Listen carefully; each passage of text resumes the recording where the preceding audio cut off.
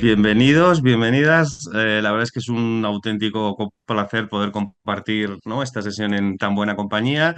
Hoy vamos a hablar, ¿no?, quizá de un tema como más abstracto, más así, que es el tema de la planificación de la movilidad. Y pues, la verdad es que para hacerlo yo estoy encantado porque nos acompañarán Susana Gómez Garrido. Ella es licenciada en Derecho, actualmente es subdirectora general de Transportes y Movilidad en la Comunidad de Madrid y previamente ha desarrollado una larga trayectoria, ¿no?, de más de 20 años en la DGT, en la Dirección General de Tráfico, ¿no?, en distintas posiciones y tiene como una larga experiencia. Y luego también tenemos a Manuel Valdés, él es ingeniero de Caminos, Canales y Puertos, actualmente es director general de la Autoridad del Transporte Metropolitano de Barcelona y Totalmente. previamente ha desarrollado también una larga trayectoria, ¿no? Cerca ya casi 30 años deben de ser así, ¿no? Estuviste en distintas posiciones directivas y gerenciales del Ayuntamiento de Barcelona, también ha estado en la docencia y la investigación, o sea que son dos personas que llevan varias décadas, ¿no?, enfrentándose a este reto de qué hacemos, ¿no?, cómo podemos ir transformando la movilidad, cómo podemos irla orientando, ¿no? La verdad es que os agradezco de corazón, Susana, Manuel, que hayáis querido participar. Seguro que va a estar muy bien. Entonces ya vamos entrando un poco en materia. La idea es que tengamos una conversación distendida, ¿no?, y breve, y ahí nos vamos haciendo preguntas y respuestas y reflexionando un poco acerca de cuatro bloques. Hay uno primero que es más de los conceptos, las perspectivas, los principios, ¿no?, a partir de los cuales planificamos la movilidad, cómo estos van evolucionando en las últimas décadas y aún más cómo deberían seguir evolucionando. Un segundo bloque que hablaremos un poco de algo que luego te pones a planificar, te tortura bastante, entre comillas, ¿no?, que es la caja de herramientas que puedes hacer. Tú ves claro dónde quieres ir, pero dices, bueno, vale, ¿y ahora cómo, ¿no?, yo desde un punto de vista operativo soy capaz de llevar esto adelante, ¿no? Y entonces el marco legal te da una serie de herramientas para que después con más o menos gracia puedes utilizar, ¿no?, para intentar desarrollar todas estas transformaciones. Y entonces hablaremos, porque esta semana también es pertinente, ¿no?, hablar de estas cosas del marco legal. Un tercer bloque, intentaremos hablar un poco de un tema que también da mucha guerra cuando uno planifica, que es el de la coordinación entre distintos ámbitos sectoriales, coordinación entre diferentes niveles institucionales, etcétera.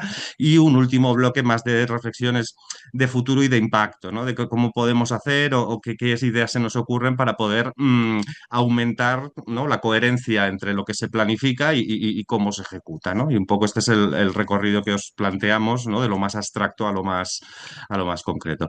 Entonces, cualquiera del público, si queréis, si os surge una duda, irlas poniendo en el chat, las intentamos ir incorporando en la conversación y al final sí que recogemos las que se hayan hecho y abrimos un turno por si alguien quiere hacer alguna pregunta o comentario, ¿vale? Entonces ya no me enrollo más, ¿no? Y eso, y empezamos, ¿no? Como os decía, primer bloque de principios y conceptos, ¿no? En las últimas décadas, la verdad es que hemos cambiado mucho cómo hablamos de la movilidad, ¿no? De hecho, el concepto de movilidad hace 30 años no se utilizaba, ¿no? Hemos pasado del tráfico, ¿no?, al hablar de movilidad, hemos pasado de la movilidad obligada a hablar de la movilidad cotidiana, hemos pasado de hablar de que hay que aumentar la capacidad de las vías a decir que hay que hacer restricciones en el acceso a la circulación y el aparcamiento, ¿no? Susana, que viene de CT, pues la visión cero hace 30 años o los usuarios vulnerables de las vías, ¿no? Hay toda una serie de conceptos, de ideas que se han ido introduciendo últimamente, ¿no? Y entonces un poco la pregunta, no podemos empezar, sino por ejemplo por Manuel, sería ¿qué perspectivas creéis vosotros que son las que hay que reforzar, ¿no?, en las próximas décadas? Y de hecho, o ideas, conceptos, ¿no?, hay que reforzar, o si hay alguno que tengamos que abandonar y que todavía tiene mucho peso en el día a día y no conseguimos como dejarlo atrás, ¿no? Esta sería un poco la primera pregunta, a ver qué os parece para romper el hielo. Venga, vamos a romper el hielo, como dices, David. Muchas gracias, ante todo, a vuestra escuela por invitarnos y poder compartir este pequeño espacio de experiencias con todos los asistentes y, bueno, pues que podamos dialogar un poco y ya os diremos lo que sabemos y lo que no, pues ya lo buscaremos y os lo enviaremos a posteriori. Por tanto, para empezar por esto, por cuáles son las perspectivas a incorporar, yo quería empezar por un razonamiento muy genérico, en el sentido de que en una planificación es muy importante, o sea, todos hacemos las planificaciones para no cumplirlas, eso está claro en el mundo de los que se dedican a planificar, todo el mundo sabe que planificas para no cumplir, en el sentido de que siempre una planificación tiene un punto de utopía, digamos, pero has de forzar la máquina porque lo que está claro es que si no planificas, no haces. Entonces, esta es la cuestión. Hay que poder planificar para marcar la línea de poder hacer, pero por otro lado, todo el mundo sabe que en el mundo de los planificadores, el que diga que lo cumple todo, que levante la mano, porque entonces y que salga de la sala, porque realmente no sabe de lo que habla, ¿no? Entonces, una cosa es no llegar a todo lo que has planificado, pero precisamente si has de marcar cuál es el rumbo, ese rumbo lo marcas con una planificación. Entonces, yo por eso quería empezar de la perspectiva temporal, ¿no? Las planificaciones a muy largo plazo son planificaciones que aportan la visión de cuál es ni siquiera yo ya diría el rumbo, sino cuál es más o menos hacia dónde nos movemos, pero luego el nivel de concreción, cuando realmente bajas, como decías tú, de nivel a medida a medida que vas concretando cada vez más, es donde realmente has de poner, digamos, todo el combustible para que eso acabe pasando. Entonces, yo creo que una perspectiva importante es hacer una perspectiva temporal que sea correcta en cuanto a el nivel de concreción en función de la temporalidad que hablas. En el mundo de la movilidad, que a día de hoy está muy relacionado con el mundo de la tecnología, es muy importante entender que estamos en plena transformación de uno y del otro, pero transformaciones que cada 1 o 2 años ya hay cosas que cambian totalmente la perspectiva. Y es muy importante tenerlas en cuenta porque sin el desarrollo tecnológico que tenemos actualmente, la planificación de la movilidad sería otra totalmente diferente y por tanto la flexibilidad también es un elemento que hay que tener en cuenta en la planificación. O sea, no ser, digamos, totalmente rígidos con los conceptos previamente planificados, sino intentar flexibilizarlos y realmente adaptarlos a lo que estamos viviendo en el momento en el que estamos haciendo la planificación. Que la temporalidad nos pueda decalar cuál es el nivel de precisión con el que vemos las cosas y con el que realmente las estamos programando. O sea, no hagamos programaciones a largos plazos con un nivel de concreción elevado o con cuestiones que veamos que realmente pueden acabar constituyendo una barrera para los elementos futuros. En cambio, sí que hemos de tenerla acoplada con el resto de información sectorial que podamos tener o con las perspectivas de aquello que pueda acabar pasando a futuro.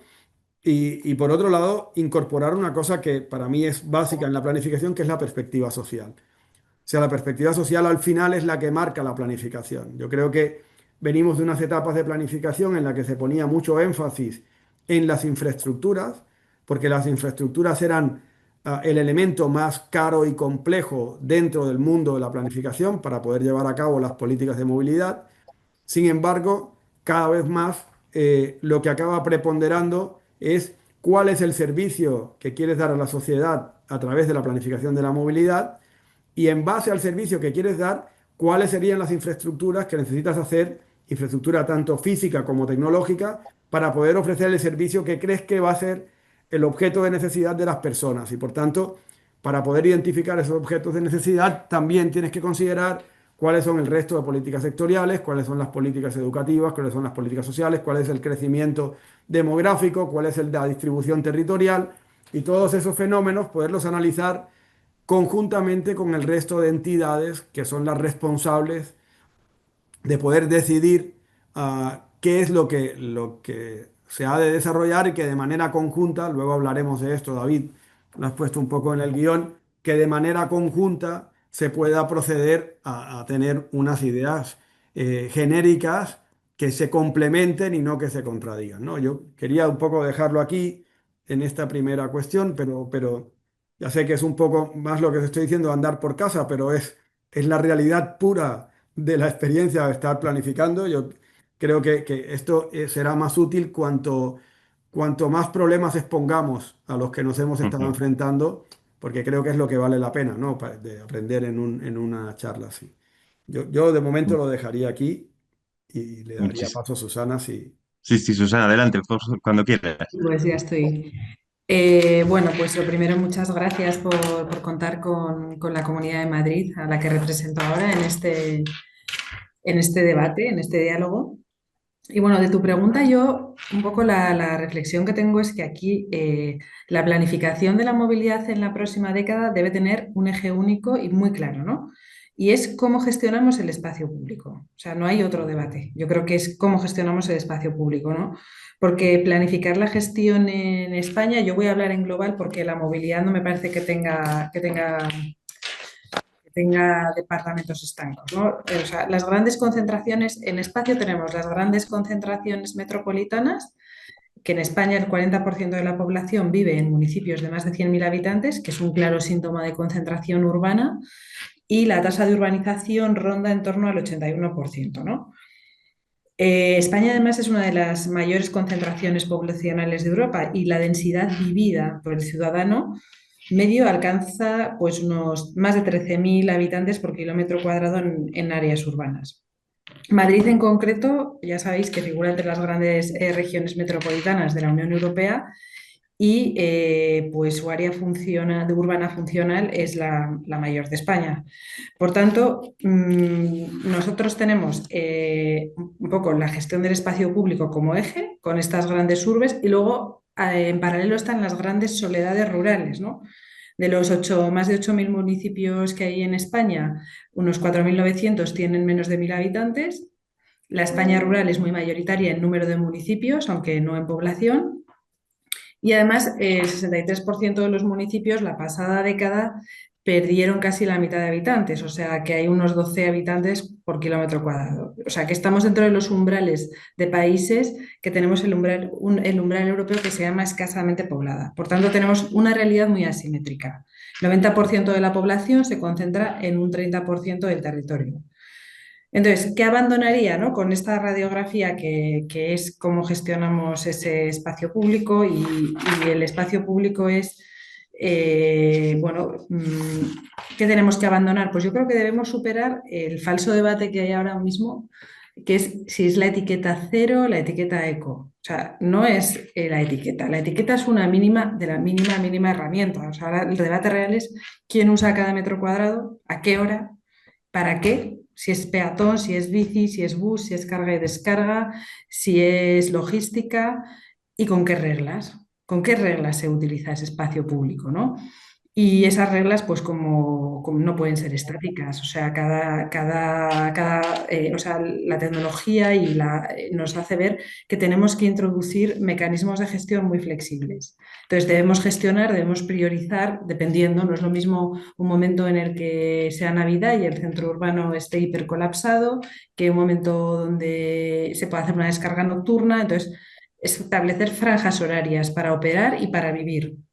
Y aquí una de las cosas que yo creo que se deben potenciar son, ya lo se hace en Europa, ¿no? Las UAR, las regulaciones de acceso para vehículos motorizados en áreas urbanas, que pueden tener diferentes objetivos, no solo la contaminación atmosférica, puede ser la congestión, puede ser la protección del vulnerable, puede ser potenciar la logística, pero penalizar el e-commerce. Dependiendo de la política de cada gestor y de cada gobierno, pues tendrá que gestionar ese espacio público.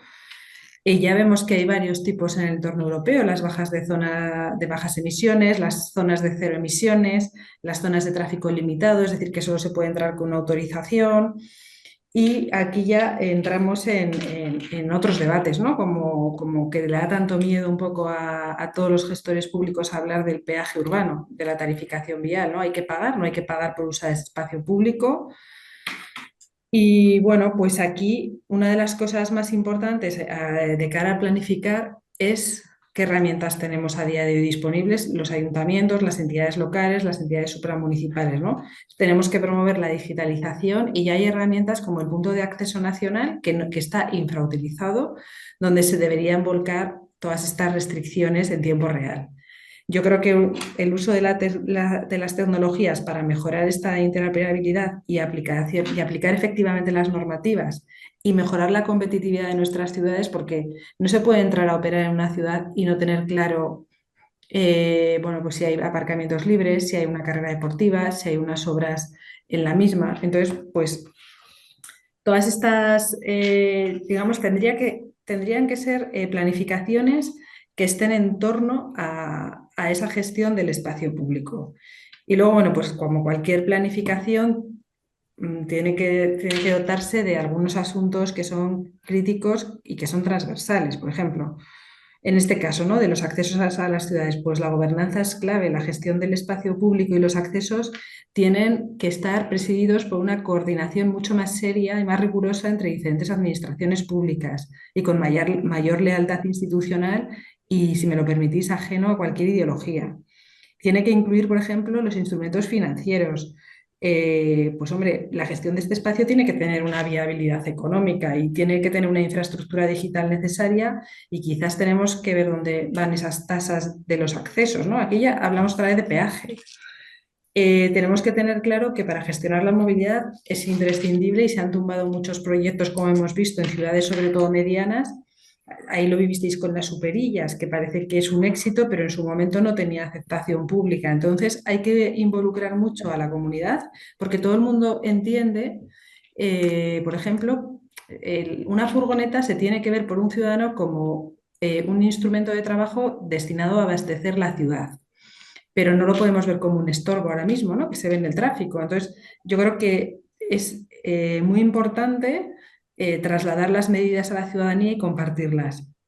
Y luego una cosa clave, que luego hablaremos de la ley estatal, pero es el cumplimiento. Es decir, no podemos caer en leyes imperfectas. Imperfectas son leyes que no tienen una consecuencia jurídica clara, coercitiva. O sea, se trata de ordenar la movilidad, no de andar con recomendaciones varias, que todos sabemos lo que está bien y lo que está mal, ¿no? No se trata de buenas intenciones. Yo creo que aquí hay que ir hacia planificaciones que aseguren el cumplimiento, la vigilancia, la fiscalización y la aplicación de sanciones. Y bueno, pues por mi parte yo creo que ese sería un primer diagnóstico. El eje es la gestión del espacio público y a partir de ahí, pues las herramientas para gestionarlo.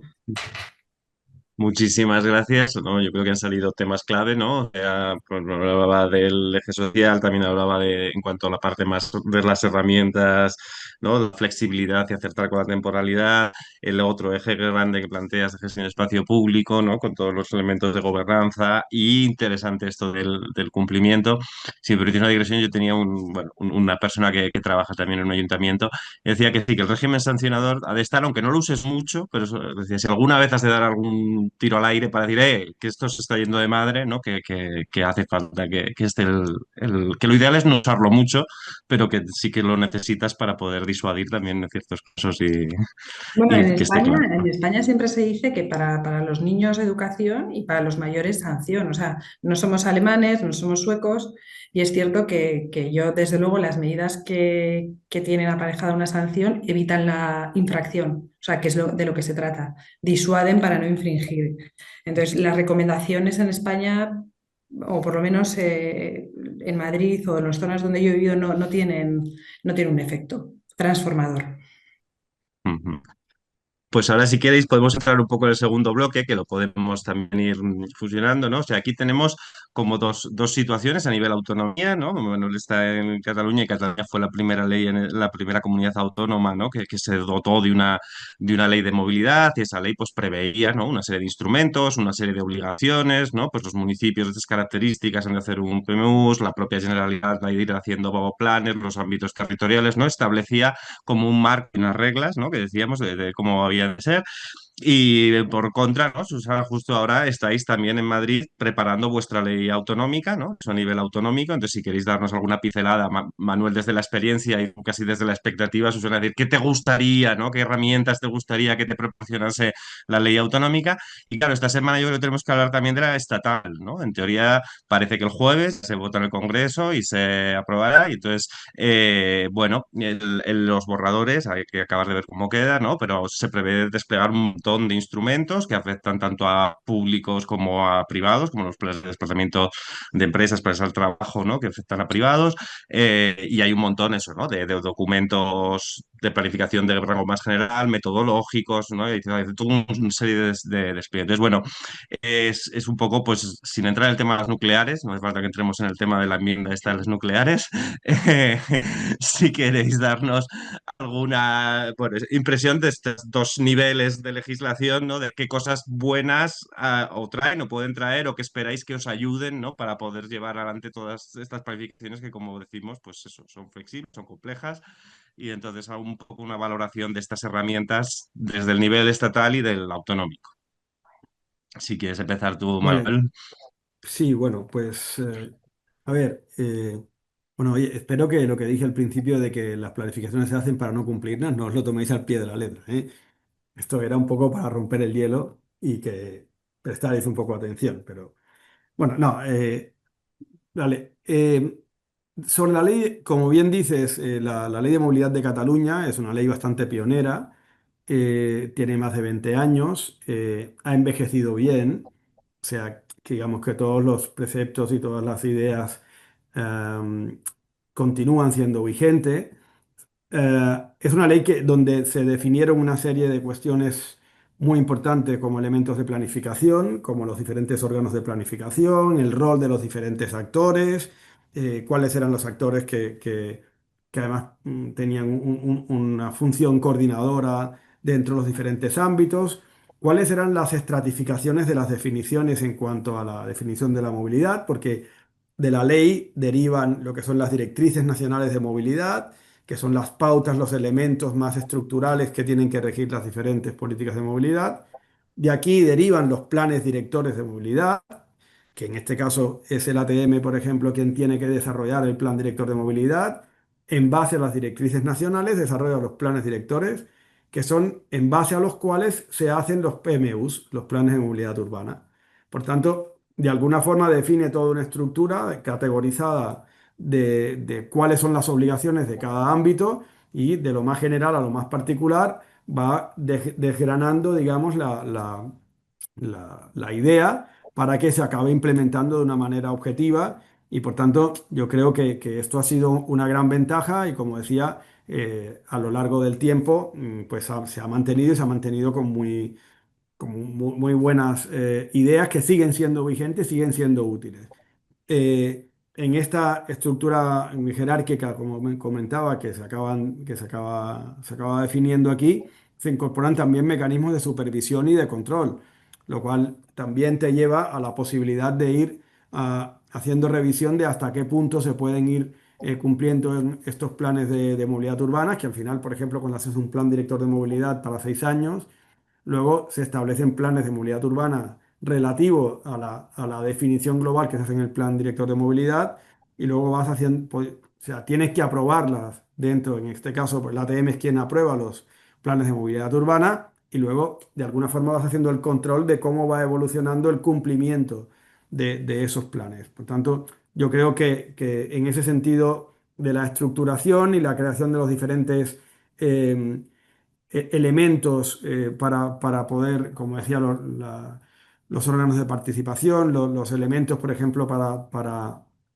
la gestión de la movilidad laboral, etcétera, que ya están planificados desde esta ley.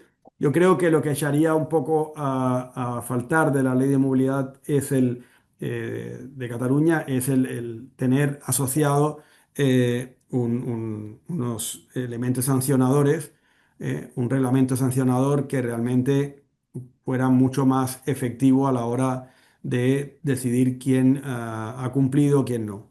Yo creo que es algo que, bueno, en todo caso, como decía, como lo que los elementos presentes en la ley siguen siendo vigentes, nunca es tarde para acabar estableciendo esta parte sancionadora que, como bien decía Susana antes, es muy importante para garantizar el cumplimiento de la propia ley. En todo caso, este marco legal nos proporciona también una serie de herramientas en base a las cuales se desarrollan otras políticas, en este caso, por ejemplo, el plan de calidad del aire, ¿no? Una de las herramientas establecidas que son los planes de desplazamiento de empresa, ¿no? Pues estos planes de desplazamiento, que además en este caso es también el propio ATM quien tiene que velar y quien tiene que certificar que realmente se cumplen, han ido muy lentos durante mucho tiempo. Sin embargo, el plan de calidad del aire aprobado recientemente, hace un año y algo, se fuerza a que hayan la presencia de estos diferentes planes, con lo cual aumentan bastante, aumenta bastante esta presencia de planes de movilidad para las empresas y teníamos en los últimos 4 o 5 meses tantos planes presentados como en los últimos 4 o 5 años. O sea que eso de alguna manera confirma que cuando haces una planificación en la que realmente obligas, realmente pues las entidades se ponen las pilas y acaban participando de ello. Por tanto, yo creo que este establecimiento de marcos sólidos en los que realmente haya toda una política detrás, no solamente de propuestas, sino, como decía Susana también, de obligaciones generadas porque hay una política sancionadora paralela, son las que realmente más influencia tienen en la transformación real de la sociedad. Y si hablamos del plan, de la normativa estatal, bueno, yo creo que hay algunas cosas como esos temas de los planes de desplazamiento que de alguna forma ya se replican. Yo creo que en algunos casos, digamos, replican más en temas que tenían una competencia más autonómica y luego lo hacen a nivel general. Yo creo que esto puede ayudar, pero de alguna forma no son los elementos más útiles. Yo creo que hay algunas propuestas que se han presentado, algunas enmiendas, los cambios, sobre todo, por ejemplo, en garantizar no solamente un máximo de aportación económica de un 25% del gasto operativo, sino también un mínimo de un 15%, que esto me conta, por ejemplo, que la PTP ha estado muy detrás persiguiendo, junto con otras entidades, pero persiguiendo este cambio. Yo creo que esto es un punto muy interesante porque inicialmente esto era una ley no solamente de la movilidad sostenible, sino era la ley de movilidad sostenible y la financiación del transporte público. Y la segunda parte cayó por el camino. Nadie la vio caer, pero en un momento determinado ya no, este vagón no acompañaba al primero, digamos. Por tanto, el texto con que salió inicialmente la ley de la financiación de hasta un 25% garantizaba un máximo de aportación. Entiendo que, suponiendo que era un 25% de máximo, que habrá otro mínimo de 25% más que venga del ticketing, que hay otra parte que, bueno, de alguna forma yo creo que, bueno, es un máximo razonable, pero los mínimos no estaban establecidos. Por tanto, yo creo que este mínimo de aportación económica para mí es uno de los elementos más singulares que estará presente en la ley. Por otro lado, hay una serie de creación de una serie de organismos y de entidades y espacios para la coordinación entre los diferentes participantes que la hace también interesante. Pero bueno, diría que sobre todo es en la posibilidad de hacer una coordinación a nivel estatal de todas las entidades para que puedan desarrollar las políticas de movilidad de una manera conjunta y no confrontadas, sino siguiendo unas pautas generales únicas. Yo creo que estos son los elementos más significativos que creo que tiene la ley estatal. Muchísimas gracias, Manuel. Pues Susana, no sé si nos quieres comentar. Bueno, siguiendo un poco el hilo de lo que comentaba Manuel, bueno, esta ley de movilidad sostenible es un proyecto que, como todos sabéis, bueno, lleva desde el año 2020 dando vueltas, caducó, se vuelve a poner encima de la mesa esta legislatura y para mí una de las cosas más importantes, una de las carencias más importantes es que se centra únicamente en el transporte urbano, ¿no? Entonces deja de lado muchos temas relativos a la financiación metropolitana que hubieran sido muy necesarios. La norma sí que está prevista que se apruebe en el Congreso y echando los cálculos, yo creo que para el 11 de diciembre debería estar aprobada, salvo que haya algún partido que a última hora decida no convalidar en el Congreso, como estamos viendo en las noticias, que esperemos que no, pero podría ocurrir. Y luego los defectos técnicos ya que tiene la norma, es que es una ley excesivamente programática y principialista. Tiene muchos mandatos prescriptivos, pero que no son normativos. Y es una ley imperfecta, no lo digo en el sentido del adjetivo imperfecta, sino desde la técnica jurídica. O sea, es una ley que no tiene una sanción específica y no tiene una consecuencia coercitiva, ¿no? Una ley pluscuamperfecta es la que tiene no solo la nulidad, sino encima la sanción. Pues no, podría haber sido al menos menos que perfecta, ¿no? Con una sanción. No tiene un sistema sancionador claro y entonces en la mayoría de sus 109 artículos no dice nada. Sí que tiene un capítulo dedicado a la financiación de las estructuras de movilidad, pero en el proyecto del 2022 ya incluía el pago por uso de la infraestructura y ha desaparecido. Por tanto, también es otra oportunidad perdida esos silencios relacionados con las infraestructuras, ¿no? En los cuales se dice poco. Sí que hubiera sido deseable que se abordase la financiación íntegra de los sistemas de movilidad. Ahora mismo, o sea, las referencias de la ley a la financiación son muy escasas y, bueno, pues con lugares comunes que aportan muy poco contenido jurídico. Una cosa que la ley sí que es positiva, bueno, lo de los planes al trabajo es algo positivo.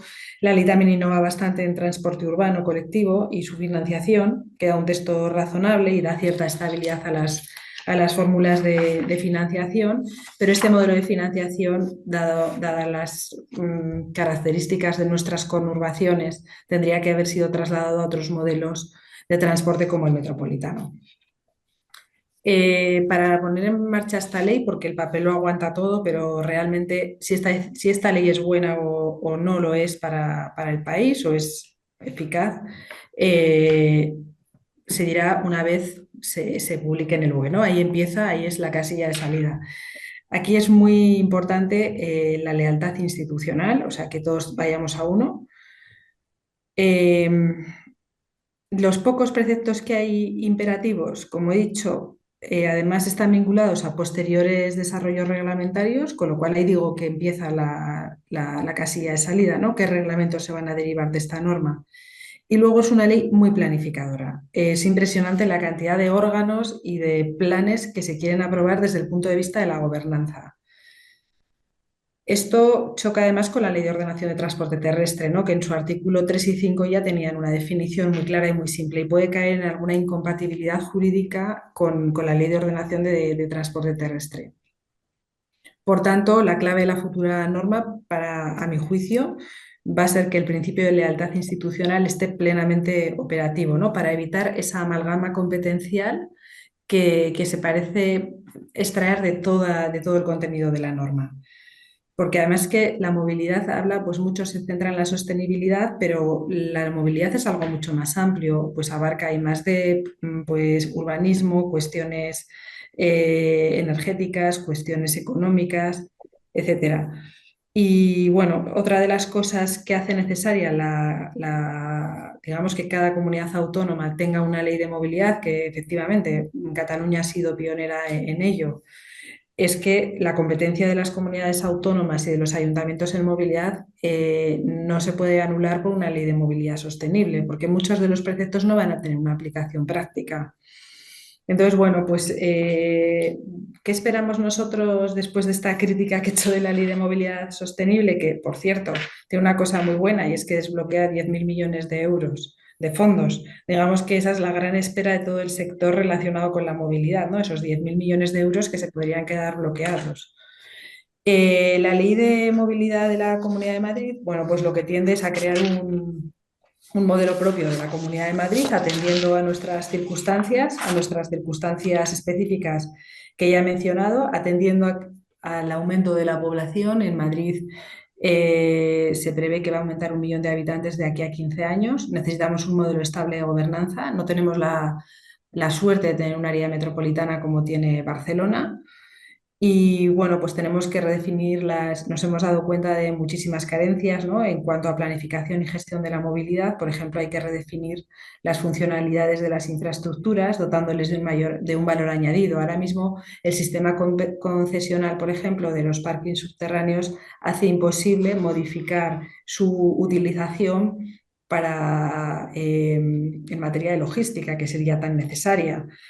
Tenemos que articular servicios que optimicen los desplazamientos entre las conurbaciones y, sobre todo, el sector está reclamando una armonización de políticas y normativas supramunicipales, porque cada ordenanza municipal pues tiene su competencia, su autonomía, los ayuntamientos ejercen su autonomía local, pero no perjudica mucho a la competitividad de las empresas que, por ejemplo, en municipios limítrofes haya diferentes normas de carga y descarga, diferentes normas de acceso a zonas de bajas emisiones, diferentes dimensiones de los vehículos, dimensiones, masas máximas autorizadas o tamaños para entrar a operar, falta de criterios de lo que es una flota segura. No solo hablamos de peaje urbano, podemos hablar de incentivos positivos, de discriminación positivo, diferentes normas de aparcamiento en superficie, diferentes condiciones de operación de la micromovilidad, diferentes normas para operar los vehículos compartidos. Entonces, bueno, trataremos de dar normativas y acompañarlas sobre todo de digitalización para poder establecer un modelo homogéneo de movilidad, ¿no? Y sobre todo dar soporte a esos municipios que no tienen los medios que tiene la Ciudad de Madrid, porque se habla mucho de la Ciudad de Madrid, pero la Comunidad de Madrid es muy amplia, tiene 179 municipios y muchos de ellos no tienen medios tecnológicos para abordar estos retos que nos plantea la movilidad. Y de hecho, eso, me lo estáis poniendo estupendo para el siguiente bloque de preguntas que os quería hacer, ¿no? Porque quería abordar un poco, sí que esta idea de la coordinación, de la armonización, ¿no? La complejidad interviene en muchos agentes. Antes, por ejemplo, Manuel, ¿no? Hablaba de que aquí en Cataluña ha habido una alineación, yo entiendo, virtuosa en ese sentido, ¿no? De que un plan de mejora de calidad de aire refuerza un instrumento que provenía del ámbito de la movilidad, ¿no? Y eso hace que se empiecen a redactar muchos más que se estaban redactando, ¿no? Hay como una sinergia entre dos ámbitos sectoriales, ¿no? Entiendo que bien alineada. Pero a veces no pasa, ¿no? O sea, a veces ¿no? Hay un cierto ámbito sectorial, ¿no? Desde el económico, desde salud, educación, que están tomando unas decisiones que son, o proponiendo unos planes y un curso de acción, ¿no? Que igual es contradictorio con lo que se está proponiendo desde la visión del departamento que tiene más movilidad, ¿no? Eso entre administración y luego el otro que apuntabas, ¿no? Tenemos ayuntamientos, puede haber áreas metropolitanas, puede haber ámbito de autonomía, tal. Tenemos diferentes niveles administrativos que a veces también pues, cortocircuitan, ¿no? Entre ellos un poco las orientaciones hacia las que se quiere llevar la movilidad. Entonces, un poco la pregunta es, si queréis que entrar, ¿no? Y vamos bajando, que decía también Manuel antes de, a veces con ejemplos también nos ayuda si que tenéis mencionar algún ejemplo de buena coordinación, que estéis satisfechos de, ostras, pues mira, esto ha funcionado muy bien, alguna que quizá no tanto, que pues, se pueda explicar, pues aquí fue un poco, ¿no? Que cada uno íbamos para un lado y sobre todo, desde esta experiencia que, ¿no? Vosotros como estáis en un nivel autonómico tenéis, ¿no? Estáis un poco en medio, ¿no? Entre el Estado, los ayuntamientos, algunas ideas, ¿no? Para poder mejorar esta coordinación, esta gobernanza de los procesos, un poco alguna reflexión que nos podáis aportar en este sentido. Por ejemplo, los casos que hemos hablado también sirven de ejemplo. Como decíamos, el plan de calidad del aire es un ejemplo de cómo se ha podido reforzar lo que decía la Ley de Movilidad de Cataluña con un nuevo plan que se redacta conjuntamente entre los expertos de calidad del aire y los expertos de movilidad. Y al final lo que se hace es poner en valor una normativa o una definición que ya estaba presente en la ley a través de un plan de calidad que la aprovecha, le pone en valor y también para poder limitar este tema de la contaminación de vehículos y tal, pues de alguna forma también ordena a todos los municipios en función de sus habitantes, los más de 50.000, o el nivel de contaminación que puedan tener. Yo creo que la mayoría de ejemplos, en principio, en cuanto a la planificación, son ejemplos de coordinación entre los diferentes elementos de planificación. Yo quiero destacar aquí que hay una cuestión muy básica para que esto se produzca, que es la coordinación entre los diferentes actores que participan en las planificaciones. Esto, por ejemplo, en el caso del Plan Director de Movilidad que hacemos en el ATM, es muy importante porque aquí están los planes de los directores del área metropolitana, están los PMUs de los municipios y todo tiene que respirar el mismo lenguaje y todo tiene que estar muy acoplado para que no entren en conflictos. Pero yo creo que por suerte, digamos, todos los actores que están aquí trabajando cada uno en sus planes tienen un contacto muy frecuente y las reglas principales ya son conocidas y esto se trabaja bastante. Tengo que decir que yo creo que la experiencia en general, es una buena experiencia. Por tanto, yo diría que gracias a precisamente este trabajo coordinado y permanente que hay entre los actores que son los que redactan estos planes, la verdad es que la mayoría de veces su redacción es muy buena y no solamente en ámbitos territoriales diferentes, sino también en ámbitos sectoriales. como decía antes, la importancia de la planificación del ámbito de la movilidad respecto de la planificación que tengamos en términos generales de nuevos desarrollos urbanísticos en diferentes municipios, de nuevas implantaciones, por ejemplo, el caso del Clínic, ¿no? En Barcelona, pues el cambio de ubicación del Clínic de Barcelona, que pasa del centro de l'Eixample a la zona universitaria, esto produce una transformación muy importante en la planificación de todas las infraestructuras que al final han de encajar cómo resuelven el problema de la demanda que generará el Clínic en su nueva configuración, y los planes que habían de desarrollo ferroviario en esa zona tienen que adaptarse a este cambio urbanístico. En el desarrollo que se está haciendo de las 50.000 viviendas a lo largo de toda Cataluña, pues aquí es muy importante tener en cuenta los elementos de planificación, como por ejemplo algunas herramientas que se han desarrollado, como la que decimos de los indicadores. Tenemos unos indicadores que hemos creado aquí en el ATM que decimos que son el indicador de acceso al transporte público, en el cual se pixela todo el territorio y en función de la distancia que tengan los diferentes puntos a las estaciones de transporte público, la cantidad de alternativas que tengan en transporte público para viajar y las posibilidades de comunicarse con esos sistemas de transporte de alta capacidad o no, establecen unos parámetros que cuantifican cuál es el índice, el indicador de, de accesibilidad al transporte público. Pues es muy importante con los desarrollos urbanísticos nuevos que se puedan hacer en aquellas zonas donde realmente la accesibilidad al transporte público sea elevada, porque si hace un desarrollo sobre todo de vivienda, que son viviendas de protección en muchos casos,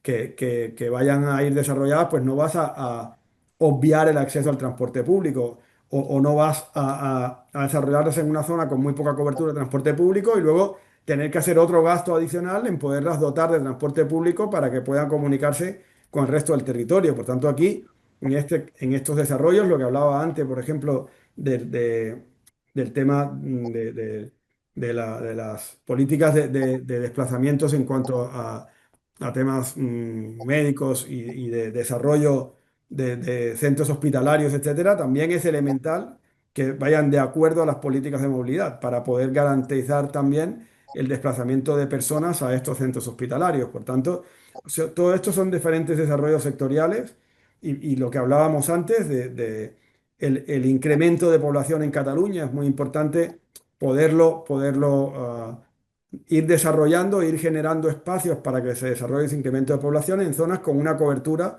de transporte público que sea correcta. De hecho, en la actualidad incluso se producen muchos efectos contradictorios de población que viene a las zonas de mayor concentración de personas, a las zonas centrales de la ciudad de Barcelona o su entorno del continuo urbano. Por tanto, hay un efecto de concentración en las zonas urbanas, a la vez que hay un efecto de desconcentración de personas que, como consecuencia de la gentrificación, acaban alejándose de estos grandes centros, pero acaban manteniendo relaciones laborales, con lo cual tienen una necesidad de uso del transporte público, que es igual de un lado. Estamos hablando de que el transporte público hemos de potenciar su uso, etcétera, pero si lo que hacemos es alejar a las personas y hacer que lo tengan que utilizar necesariamente, pues al final estamos produciendo un efecto muy contradictorio a nivel de planificación, porque estamos dando por sentado que para que las personas puedan desarrollar sus actividades de una manera racional en el entorno donde viven, pues al final tengan que hacer largos desplazamientos. Estos son un poco la antítesis de la ciudad de los 15 minutos, ¿no? Que decimos, o sea, pues si podemos desarrollar eh, la mayoría de las actividades en un entorno muy cercano, pues para todo esto hay que hacer una planificación global donde se incluya la movilidad como un elemento estructurador y vertebrador de esa vida, porque al final, de lo contrario, vamos agotando los sistemas y a día de hoy tenemos una real problemática global en cuanto a cómo pueden servir estos sistemas a determinados corredores. Estamos en situaciones críticas porque ha aumentado muchísimo la demanda como consecuencia de políticas de bonificación, etcétera. Muchísimo la demanda, muchísimo el uso, pero por otro lado no hay maneras de hacer grandes inversiones en mejoras de la frecuencia en los materiales móviles. Por tanto, estamos en una situación de conflicto que, si la planificación que se hace urbana y de nuevos desarrollos no tiene en cuenta la optimización de estos sistemas, Pensar que cuando no tiene sistema ferroviario, pasas de tener una capacidad de 1.000 personas en un tren a 50 en un bus. Por tanto, es imposible, según qué desarrollos, poderlos cubrir con autobús. Por tanto, de alguna forma, lo que quiero decir con todo esto es que es muy importante la coordinación también sectorial en los diferentes aspectos de desarrollo general de la sociedad, contando con la movilidad como un elemento básico y estructurador. No de manera que te diga, bueno, pues tienes que dotarme de la movilidad que necesito para poder hacer el desarrollo, sino cómo aprovecho los elementos de movilidad ya existentes. No es lo mismo hacer un desarrollo alrededor de un elemento, de un corredor de movilidad que está totalmente saturado, a hacerlo sobre un corredor de movilidad que realmente tiene mucha capacidad de entrada. Y toda esta planificación, la planificación ferroviaria, por ejemplo, no es lo mismo hacer, y voy a poner un caso precisamente en el que no hay, yo no diría ni una buena coordinación, simplemente no se han tenido en cuenta efectos colaterales. No es lo mismo hacer una planificación para hacer una mejora ferroviaria como la que tenemos ahora, de la duplicación de las vías de la R3 en Barcelona, de Rodalías hacia el norte. La manera de plantearla es, pues vamos a hacer un corte total durante 18 meses. Y dices, bueno, pues, ¿y qué me queda? ¿Y cómo me voy?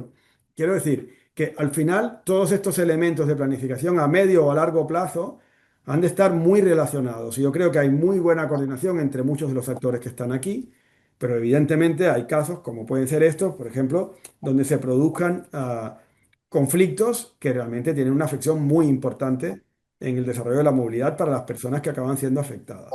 Entonces, esto es verdad que no se producen estos efectos de manera frecuente, que cada vez se producen menos, pero la realidad es que cuando se producen, que es cuando realmente te acabas dando cuenta, sus impactos pueden ser muy importantes.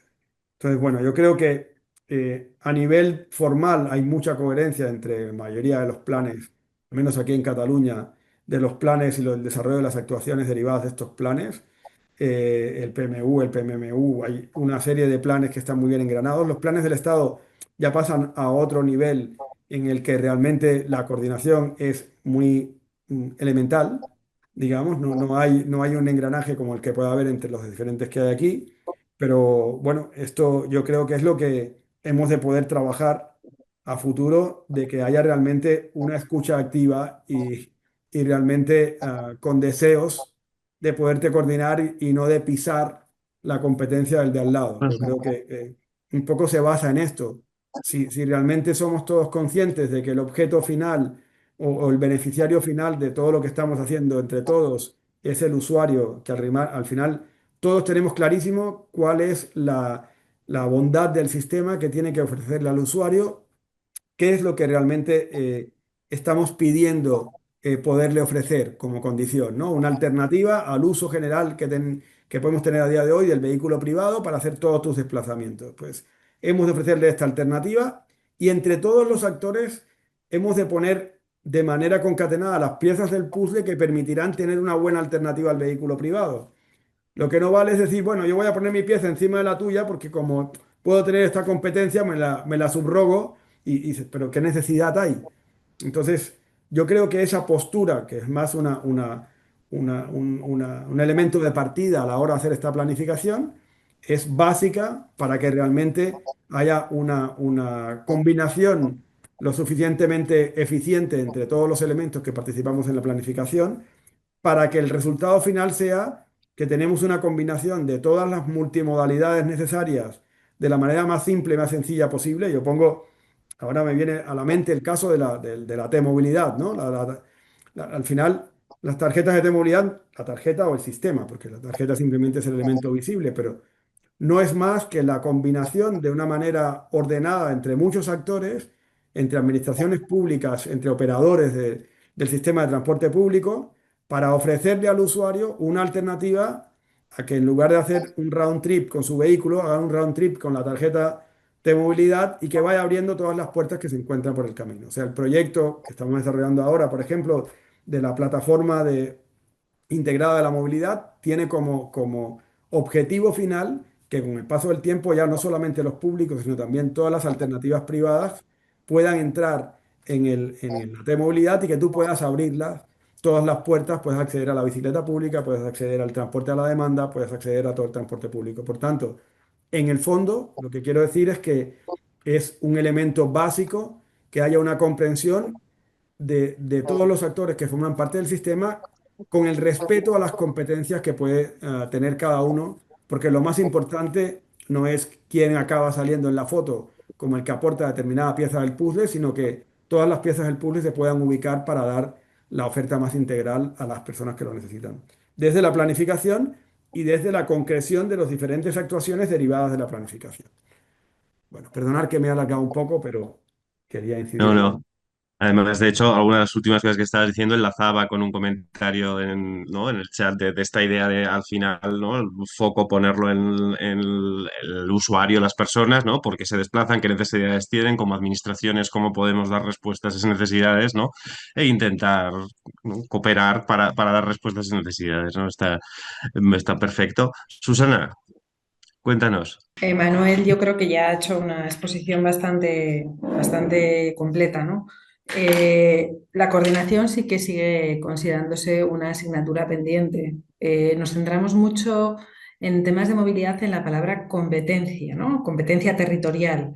Y no basta porque las personas vamos de A a B y sin mirar de quién es cada metro cuadrado. O sea, de nada sirve que arreglen mi calle si la siguiente otro distrito o municipio pues no tiene las mismas, no está arreglada, no tiene las mismas facilidades, no tiene una infraestructura disuasoria.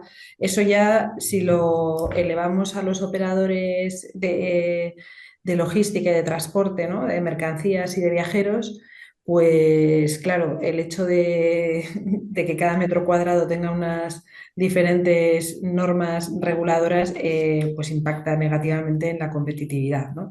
Entonces aquí, en realidad, todos tenemos, ¿no? En España los mismos problemas y las ciudades y la congestión, la contaminación, todas las externalidades negativas ya están determinadas, la muerte del vulnerable y del motorista, que es un grave problema. Esas son las externalidades negativas.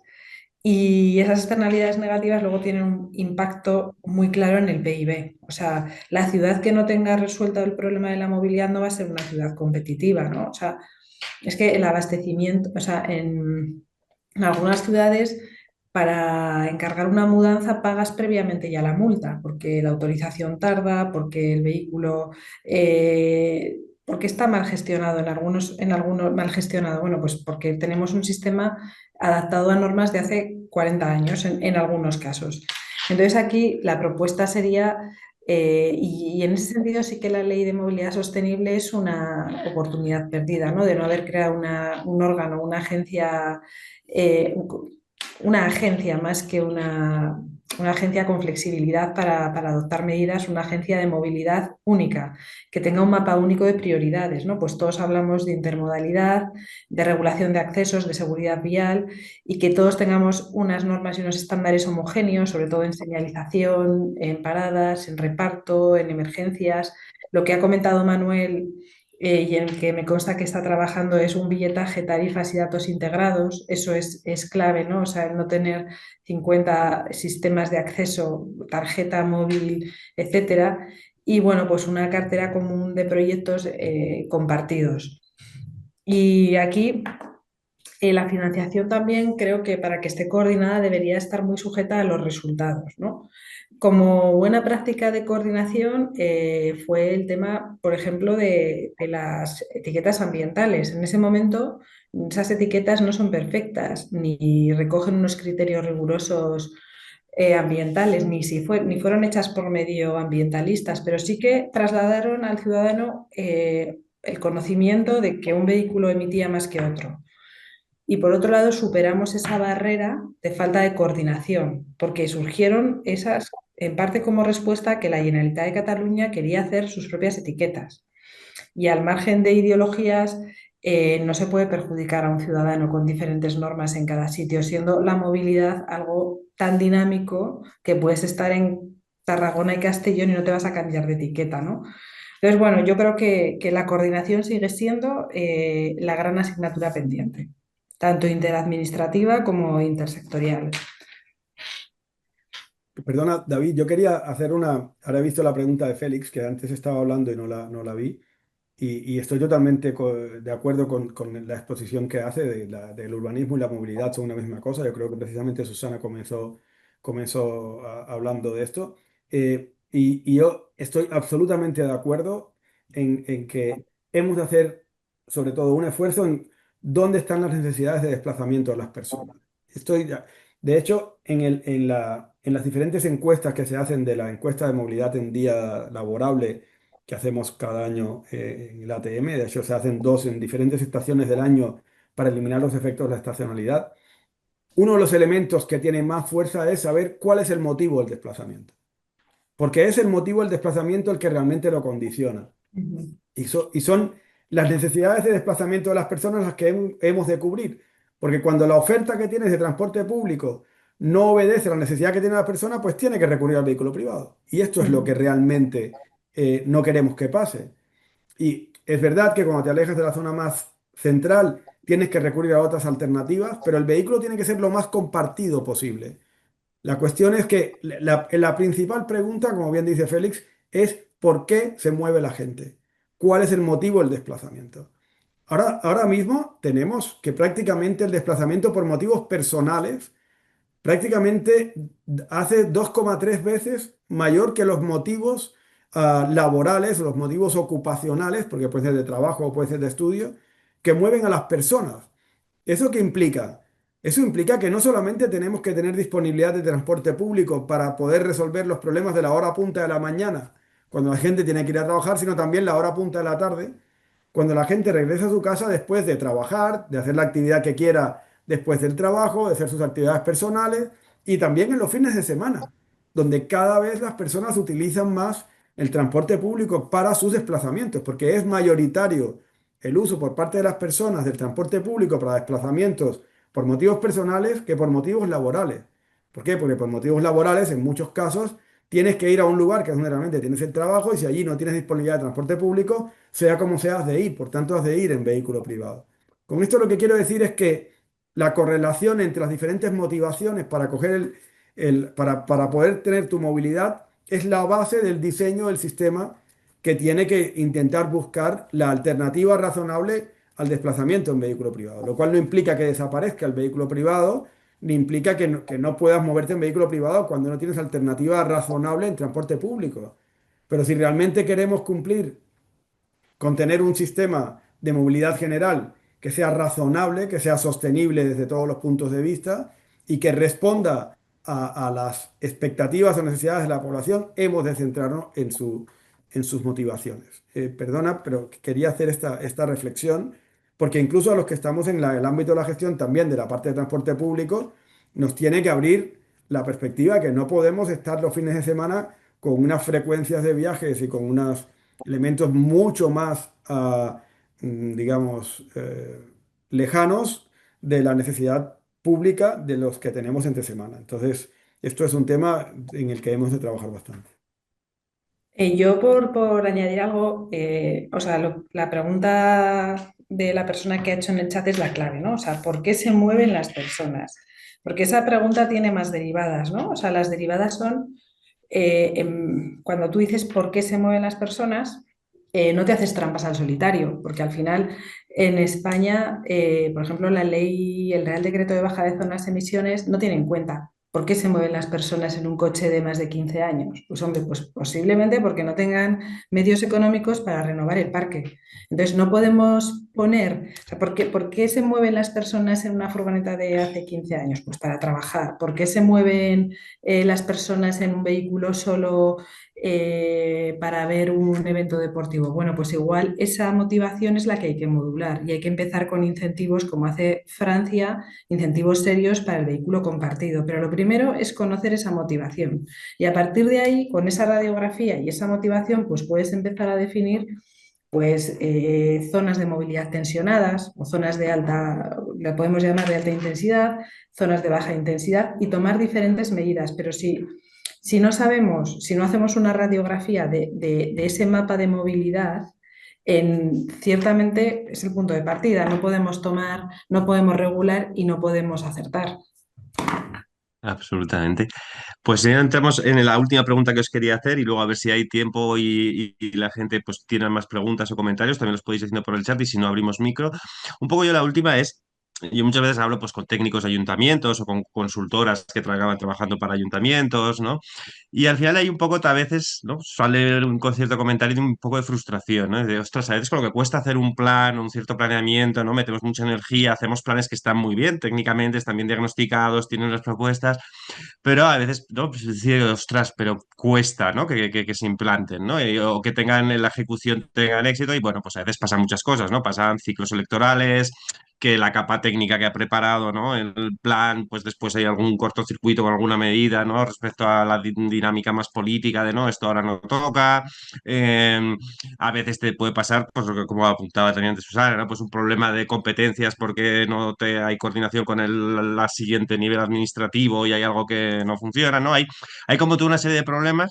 Nosotros intentamos ser optimistas y de, bueno, tú planifica que algo queda, ¿no? Un poco lo que decías al principio de, bueno, cuando planificas ya sabes que igual todo no lo vas a poder hacer, ¿no? Pero tú planifica que algo queda.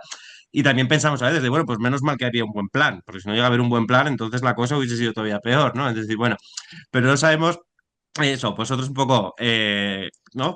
¿Qué impresión tenéis, ¿no? Si eso también nos pasa, que a veces dedicamos muchísima energía a la preparación de los planes y luego en la ejecución, en su evaluación, en su seguimiento, ¿no? Nos cuesta porque a veces los horizontes son largos y cambian los políticos y cambian los equipos, ¿no? Y entonces a veces es lo difícil. Bueno, un poco cuál es vuestra impresión y sobre todo, porque queremos acabar un poco animados y no desanimados, ¿no? Es de qué mensaje, ¿no? De qué consejos o qué podríamos hacer o qué horizontes o expectativas creéis para poder mejorar este elemento. Yo he preparado una primera frase para explicarles que iba en esta línea, ¿eh? Yo creo que lo primero es, hemos de tener resignación y hemos de hacer que la resignación nos permita no afectar el entusiasmo por haber hecho un plan cuando vemos que algunas de las cosas no se cumplen. O sea, hemos de saber que cuando haces un plan, muchas de estas cosas no se cumplirán. Desgraciadamente, pero es así. Por tanto, resignémonos de principio de que algunas cosas no acaben saliendo. No estoy diciendo con esto no que hagamos unos planes mucho más descafeinados. No, no, al contrario. Los planes hemos de hacerlo con toda la cafeína posible. Pero no nos vengamos abajo en el momento de que vemos que algo no sale. ¿Vale? Y os quería decir también, por eso digo que no caiga el entusiasmo, por ese motivo, que no caiga el solo hecho de que se apruebe un plan, tiene ya una gran implicación, porque eso implica el reconocimiento de todas las partes de que eso es lo correcto.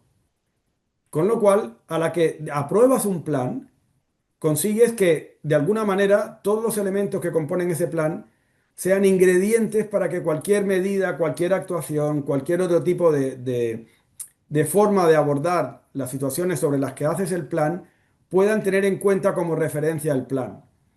Entonces, siempre que tienes un plan aprobado, conviertes en mucho más costosa cualquier actuación que contradiga el plan. Con lo cual, eso ya es una función y es una función suficientemente importante. Yo quería también, otro elemento sobre la planificación importante es ser realista, ser pragmático. O sea, intentar que todos los desarrollos que vengan, entender perfectamente cuáles son los escenarios políticos que se generan alrededor de un plan para poder, de alguna manera, pues esto, no gastar una cantidad ingente de energía en el desarrollo de algunas medidas previstas en un plan o en una planificación, que veas que al final esto o sea, esto implique que otras cosas que tenían mucha más probabilidad de que salieran. Yo os explico una experiencia personal eh, en cuanto al desarrollo del tranvía, ¿no? Del tranvía en Barcelona, yo estuve muchos años, no eran 30 pero sí estuve 17 años en el Ayuntamiento de Barcelona. Y empecé desde el principio del todo cuando se empezó a pensar en el desarrollo de la unión del tranvía por la diagonal. Y esto se convirtió en una iniciativa arrojadiza del resto de grupos políticos para que el alcalde Ereu no pudiera salir reelegido. E incluso los otros alcaldables cambiaron un poco su postura de un apoyo inicial cuando vieron que esto podía ser una herramienta política es el juego de la política. Esto, pues, es así. Y después de esto, cuando vino el gobierno siguiente, fue el gobierno de Convergencia, pues evidentemente el alcalde entendía que tenía lógica que la tranvía se uniera, pero ya había dicho que no se uniría por la diagonal. Por tanto, entraron una serie de posibilidades de que el tranvía se uniera por otras calles que no fuera la diagonal. Porque, digamos, la potencia de la idea de que el tranvía se podía unir, pues esto hizo que se buscaran otras alternativas para no tener que justificar por qué no se unía, porque el hecho de la... Y al final, yo recuerdo que llegó un momento en el que a los compañeros del tranvía que trabajaban en aquel momento les dije, ya está, no insistáis más. Joder, que al final se va a unir el tranvía por donde no toca. Por tanto, dejarlo pasar es lógico que un gobierno que ha ganado unas elecciones en las cuales un elemento permanente ha sido la insistencia en que el tranvía no se uniera y qué tal, pues es lógico que este gobierno defienda que no se une el tranvía. Porque, o al menos que no se una por la diagonal, que era un poco entonces, no pretendas que cambien de opinión porque no van a cambiar, porque es un elemento político muy importante, intentar forzar a que se una el tranvía, al final hubiésemos tenido un tranvía por Mallorca y Urgell, que dirías, madre mía, pero si esto no era lo que respondía a la planificación, a la idea que había. Incluso en aquella época, luego se redactó el PDI, el Plan Director de Infraestructuras, que tenía que incluir de alguna manera el tranvía, pero se incluyó de una manera difusa. Sí, se había de unir, pero, ¿sabes? En cambio, nos podíamos haber venido abajo todos y decir, bueno, el tranvía, pues vaya. Pues no, pues ya está. Y mira, ya ha pasado el tiempo y ahora ya estamos aprobando definitivamente el proyecto ejecutivo para la segunda fase de la conexión y la primera está funcionando de maravilla.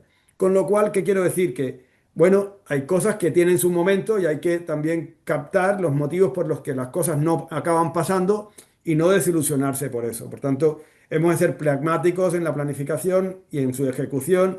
Hemos de generar una participación eficiente porque lo que hablábamos antes, si realmente hemos de captar cuáles son las necesidades de desplazamiento de las personas, cuáles son las necesidades de vida de las personas, no solamente desplazamiento. Como decíamos antes, urbanismo y movilidad son un todo uno, es igual, le hemos puesto un nombre, pero podríamos haberle puesto otro.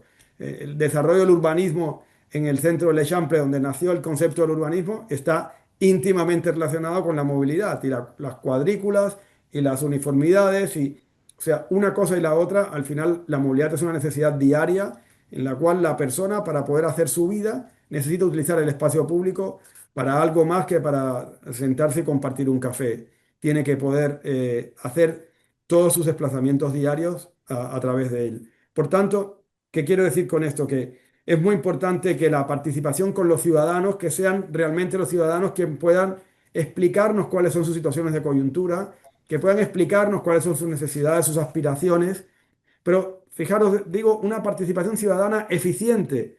Quiero decir con esto, primero, que los ciudadanos con los que habla sean representativos del conjunto de los ciudadanos, no que hablemos con ciudadanos que luego son los mismos siempre o que al final dices, ¿y a quién representas? Pues represento a cuatro, pero como grito mucho y además corto la calle cuando me da la gana, pues todo el mundo me escucha, ¿no? Y dices, bueno, pues igual no es esto, igual no es esto. Y la otra parte es que la participación ciudadana también se haga desde Perdonad que estoy hablando de mis... Esta semana he escuchado una canción de Silvio Rodríguez, que vosotros igual sois más jóvenes, no lo conocéis, que decía, mi puerta está comida donde le ha golpeado el mundo, o al menos una buena parte de la humanidad.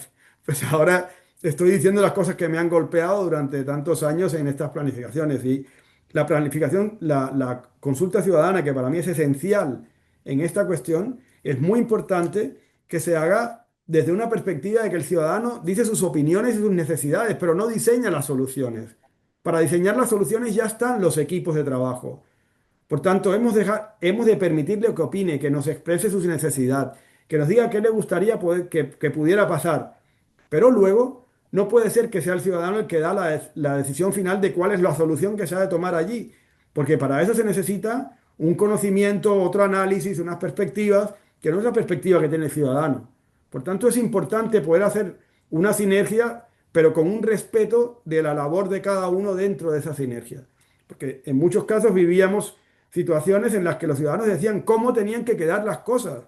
y cómo tenías que hacer la movilidad y por dónde tenías que ir y cuántos carriles tenías que poner en circulación. Y perdona, es que ese no es tu trabajo. Yo no te he preguntado eso. Te he preguntado tú qué quieres.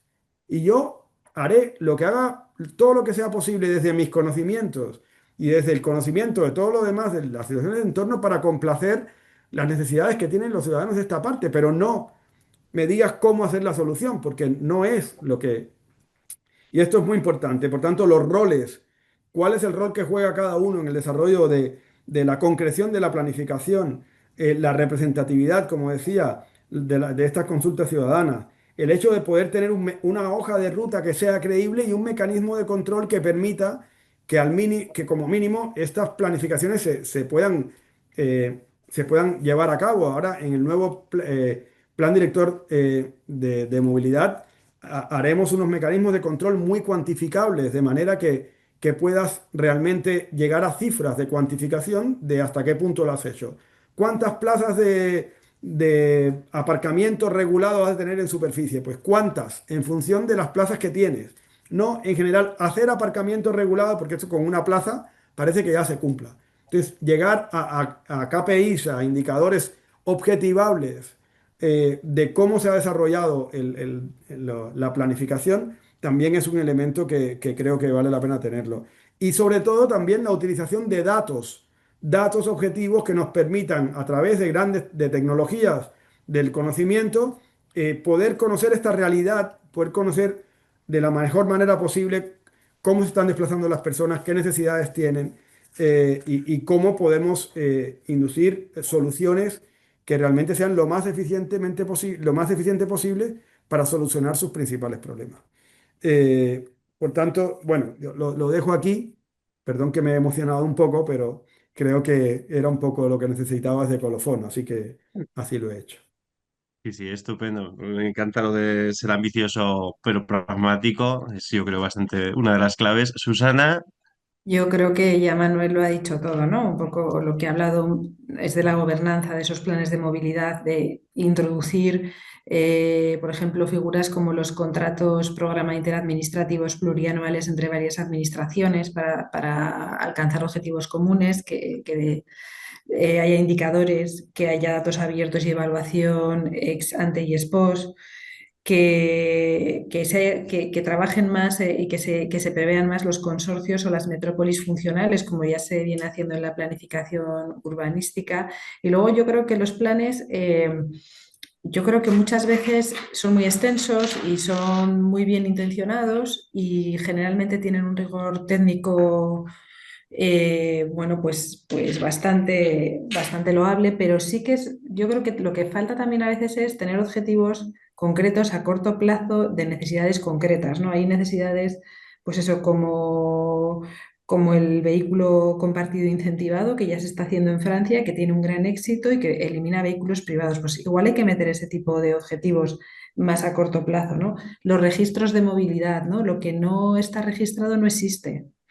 Pues no están registrados, por ejemplo, los operadores de sharing, no están registradas la micromovilidad convenientemente. Bueno, pues yo creo que en todos los planes debería haber objetivos a corto plazo en el que estén interesadas varias administraciones, ¿no?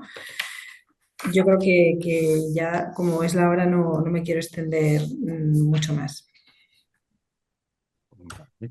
pero sí, sí, también clave, ¿no? Esto de poder ir dando pasos y poder ir avanzando y la evaluación ex ante ex post también son como elementos muy, muy, muy claves. Pues si queréis, nos quedan 10 minutos. ¿Hay alguien que quiera hacer una pregunta, que quiera plantear alguna reflexión? Déjame que rompa una lanza, digamos, de riesgo sobre el tema de las autovías metropolitanas. Yo creo que sobre el tema del peaje en las autopistas, cobrar peaje en la autopista tiene un problema y tiene una virtud. Tiene el problema de que si cobras el peaje en la autopista, la gente se va por las vías secundarias y entonces al final se acaban saturando las vías secundarias en lugar de la gente ir por donde realmente deberían ir de forma preferente, que son las autopistas, que para eso están. Sin embargo, tiene la ventaja de que cobrando peajes en las autopistas, al final también puedes conseguir regular, digamos, el uso del vehículo privado y bueno, incentivar más que se utilicen el transporte público. Por tanto, todo depende del balance que hagas, depende de los trayectos que acabes cobrando, si tienes o no tienes alternativa en transporte público. Eh, yo creo que tecnológicamente a futuro es importante poder evaluar cuáles son las formas que tienes para poder cobrar un peaje o poder, en el fondo, ¿qué es lo que se pretende? Se pretende de alguna forma una cierta penalización al vehículo privado, que al final es el elemento menos sostenible de todo el sistema, para que con esto se pueda pagar el transporte público, que es en base a lo cual estos vehículos privados pueden circular, porque si todos fuéramos en vehículos privados no circularía nadie. Por tanto, de alguna manera hacer una transferencia de recursos que sean provenientes del vehículo privado para poder ayudar a sostener el transporte público. Por tanto, hay algunos elementos tecnológicos que a futuro yo creo que se podían intentar implementar, de que en función de los kilómetros que recorran los diferentes vehículos, sea por donde sea que los recorran, puedan o paguen de alguna manera una cierta cantidad, y en función de cuánto van accediendo a las zonas cada vez más centrales, etcétera. O sea que no por el hecho de circular por una vía determinada, sino por el hecho de acceder a determinadas zonas. Por ejemplo, ya todos sabemos que acceder a zonas donde tiene una cobertura de transporte público muy importante, en vehículo privado, si no tienes una necesidad especial, tampoco es una cuestión como que básica o fundamental. Entonces, bueno, pues yo creo que es un poco esto. Sí, ¿no? Y en este debate entran también, ¿no? Pues los elementos de contribuir a la financiación del mantenimiento, ¿no? Hay como o traspasarlo al transporte público, ¿no? Hay muchos ingredientes, sí, totalmente. Pues no sé si alguien quiere comentar alguna cosa más. Si no, yo la verdad os agradezco un montón que os hayáis acompañado. Os dejaría como hacen los políticos, venga, vamos a hacer los políticos el minuto de oro de cierre, ¿no? En los debates con los políticos se les deja al final un minuto por si quieren hacer un poco una última frase, pues os dejaría un minuto y cerraríamos así el diálogo de hoy. Bueno, estaba leyendo ahora lo que dice la Ángeles, que trabaja en movilidad del gobierno de la ciudad de Buenos Aires, Argentina. Ángeles, que cualquier cosa, consulta que quieras a través de David, puedes acceder a nosotros. Bueno, hablo también por Susana, porque Muchísimas hace muchos años nos gracias. conocemos, pero Sí, que sí, muchísimas estamos gracias. muy... Vale, no escucho bien, pero bueno, en cualquier caso sí que os quería decir, no, que quería un poco reivindicar, ya que estamos aquí y me permitís este minuto, el rol precisamente de las autoridades de transporte metropolitano, porque como bien dice Susana, la ley actual hace muy poco reconocimiento a esto, liga directamente el Estado con los municipios y obvia estos roles. Y precisamente lo que necesita el usuario en general de la movilidad para tener la alternativa al transporte privado, una alternativa que sea realmente equivalente, que le pueda permitir, digamos, reducir al máximo su dependencia del vehículo privado, es poder tener integrado todos los modos de movilidad. El usuario necesita algo sencillo, simple, no basado en la preponderancia de un operador sobre otro operador, o si soy tal o más cual, o si comercializo más o comercializo menos. Necesita algo sencillo que le permita vagar por todas las posibilidades que tiene de alternativas en el transporte público desde la multimodalidad, porque el transporte público no puede ser un puerta a puerta de forma permanente, pero sí poder hacer este viaje de la manera más fácil posible, porque eso es lo que hace que el ciudadano acabe utilizando el pool del transporte público a su disposición. Y es igual si lo promueve un público, si lo promueve un privado, todo lo que tenga, lo que pueda tener acceso el ciudadano, hemos de intentar facilitar que eso pase. Y en el caso de Barcelona, eso es lo que se intenta con el sistema T-Movilidad. Se intenta tenerlo todo lo más integrado posible para facilitar al máximo esto y facilitar que al final puedas llegar a casa en las condiciones que te condiciona el día en que estás. Si vas con niños, si no vas con niños, si tienes una muleta o no llevas una muleta, si aquel día llueve o si aquel día hace sol, si hace frío o hace calor. Entonces, hemos de ser todos muy conscientes de que para que esto pase, tenemos que ir muy a la una todas las administraciones. De lo contrario, esto no pasará. Y mientras esto no pase, la gente continuará dependiendo del vehículo privado, porque no tendremos estándares de calidad en la alternativa para que la gente realmente pueda dar el paso. Entonces, hay algunos que no lo van a dar porque ya es una cuestión cultural, pero lo importante es que todos aquellos que quieran darlo, que realmente puedan hacerlo. Porque lo que es una realidad es lo que os decía antes. Si todos fuéramos en vehículo privado, nadie podría moverse. Por tanto, y para dar el paso, hemos entonces de ir lo más juntos posibles en este camino de poder ofrecerle al ciudadano todo lo que necesita para hacer la movilidad que le permita, que nos permita a todos un poco de futuro aquí. Por tanto, bueno, ojalá que pase. Y la planificación es la base para que esto se pueda lograr. Muchísimas gracias, Manuel. Susana, si quieres hacernos como una última reflexión. Yo sobre todo agradeceros porque sobre todo de vuestra escuela tendré mucho más que aprender que lo que yo os haya dicho. Sí que creo que es muy importante como poner al ciudadano en el centro, poner a las empresas en el centro también.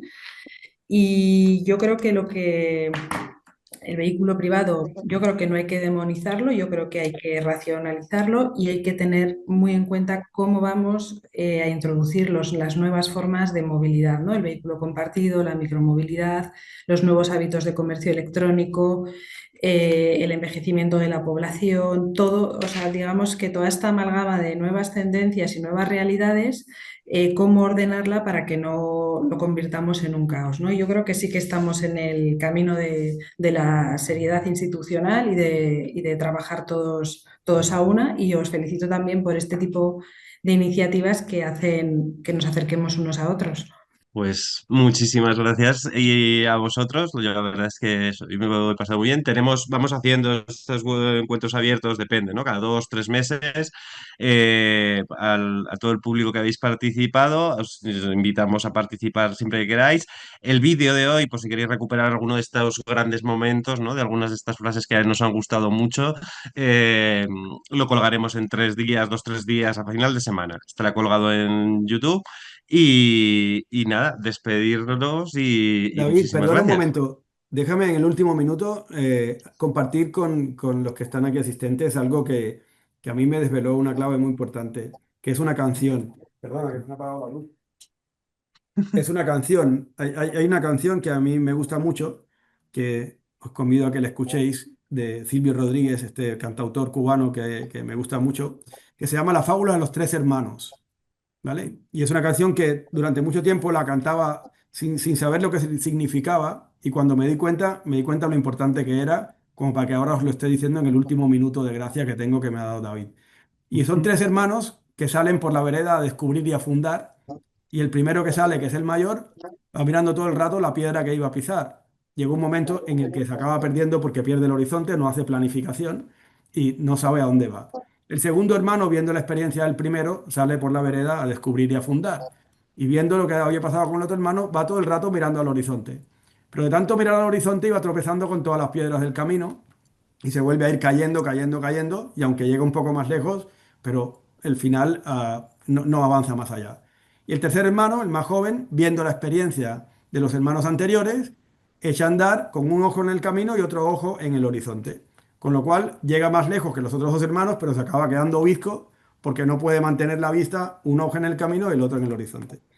Y esto que al final en el estribillo de la canción te cuestiona, dime lo que piensas tú, después de muchos años me di cuenta de que la solución era que fuesen juntos, porque si llegan a ir juntos, entre unos y los otros habrían podido mirar el camino, mirar el horizonte y avanzar de forma conjunta. Por tanto, para esto lo que hace falta es que podamos ir juntos y que sobre todo las administraciones públicas que tenemos la obligación de darle al ciudadano la solución que necesitan, se la podamos ofrecer no desde el enfrentamiento, sino precisamente desde la colaboración.